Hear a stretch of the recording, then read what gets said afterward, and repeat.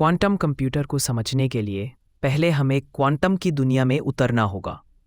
हमारी रोजमर्रा की दुनिया न्यूटन के नियमों पर चलती है, सीधी रेखाएं, निश्चित नियम और अनुमानित परिणाम। लेकिन परमाणुओं के स्तर पर भौतिकी के नियम बदल जाते हैं। यहाँ कण एक साथ कई अवस्थाओं में हो सकते हैं। इस घटना को कहते हैं सुपरपोजिशन। और जब दो कण दूरी पर होते हुए भी एक दूसरे से जुड़े रहते हैं को उसे कहते हैं एंटैंगलमेंट। इन्हीं दो सिद्धांतों पर टिका है 1980 के दशक में बोया गया था। रिचर्ड फेनमैन और डेविड डॉइच जैसे भौतिक वैज्ञानिकों ने इसका सैद्धांतिक मॉडल दिया।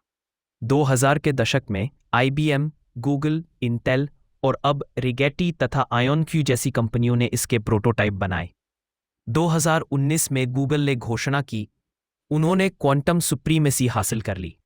उन्होंने एक ऐसा प्रयोग किया जो पारंपरिक सुपर कंप्यूटर को लगभग 10,000 साल लगते, लेकिन उनके क्वांटम सिस्टम ने उसे 200 सेकंड में पूरा कर दिया। हर बिट या तो 0 होता है या 1, लेकिन क्वांटम कंप्यूटिंग में आता है क्यूबिट, जो एक बार में 0 और 1 दोनों हो सकता है।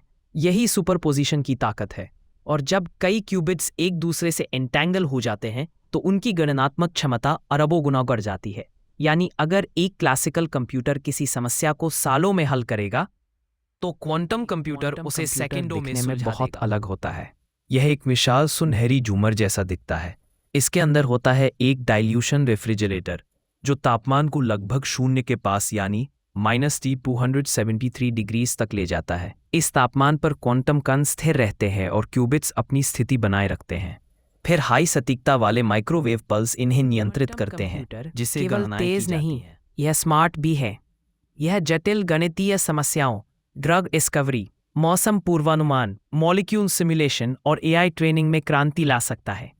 यह क्रिप्टोग्राफी के मौजूदा सिस्टमों को तोड़ सकता है, लेकिन उसी के आधार पर नई सुरक्षित क्वांटम एन्क्रिप्शन तकनीकें भी विकसित होंगी। दुनिया के हर उद्योग में इसका असर होगा। वित्त, स्वास्थ्य, ऊर्जा, चुनौतियां भी कम नहीं। क्यूबिट्स बहुत अस्थिर होते हैं। थोड़ी गर्मी, थोड़ा कंपन या बिजली का शोर और वे अपनी स्थिति खो देते हैं। इसे कहते हैं डीकोहेरेंस। वैज्ञानिक इसलिए एरर करेक्शन एल्गोरिदम और सुपरकंडक्टिंग सर्किट्स पर काम कर रहे हैं ताकि सिस्टम स्थिर रहे। इसके अलावा इतने कम तापमान और अत्यधिक सटीक नियंत्रण की आवश्यकता इसे महंगा और जटिल बनाती है। भारत सरकार ने राष्ट्रीय quantum mission, national quantum mission शुरू किया है, जिसका उद्देश्य 2030 तक स्वदेशी क्वांटम टेक्नोलॉजी विकसित करना है। IITs और DRDO जैसी संस्थाएं मिलकर हार्डवेयर, फोटोनिक क्यूबिट्स और क्वांटम एल्गोरिदम्स पर शोध कर रही हैं। स्टार्टअप्स जैसे क्यूनू लैब्स और बोसन क्यूसाई ने भी इस क्षेत्र में क्वांटम कंप्यूटर पूर्ण रूप से व्यावहारिक हो जाएंगे, तब आज के कंप्यूटर शायद बच्चों के खिलौने जैसे लगेंगे। कृत्रिम बुद्धिमत्ता, मॉलिक्यूलर सिमुलेशन, क्लाइमेट मॉडलिंग और अंतरिक्ष अनुसंधान के क्षेत्र में उनका प्रभाव अकल्पनीय होगा।